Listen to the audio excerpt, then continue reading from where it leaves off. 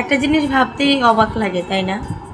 কি জানেন, যে ঈদটা ছোটোবেলা অনেক আনন্দ এবং অনেক খুশির দায়ক হতো, ঠিক ওই ঈদটাই আমাদের মতন এখন যারা আমরা বড় হয়ে গেছি তাদের কাছে কোনো আনন্দের না, তাদের কাছে এখন একটা পেরেশানি, টেনশন। কারণ কেন জানেন? মুখে হাসি, কারণ সবাই একত্রিত হই বাড়িতে গিয়ে।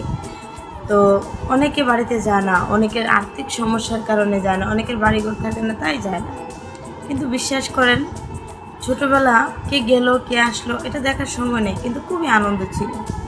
আর বড় হয়ে বিশেষ করে পুরুষ মানুষ আর মহিলা মানুষ কারোরই ঈদটা থাকে না।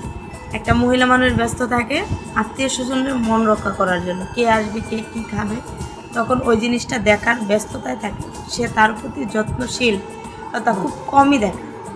আর পুরুষ মানুষ কারো ভাই, কারো বাবা, কারো সন্তান, কিংবা কারো দাদা, কারো দাদি, অনেক কিছু, তাই না?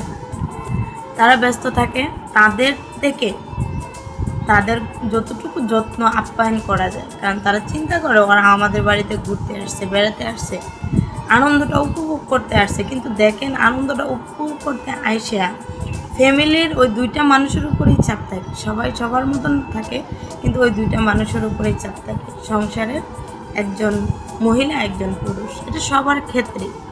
কিন্তু বাদবাকি সবার দিকেই লক্ষ্য রাখা লাগে এই দুইটা মানুষ। ছোটোবেলার ঈদগুলাই অনেক ভালো ছিল।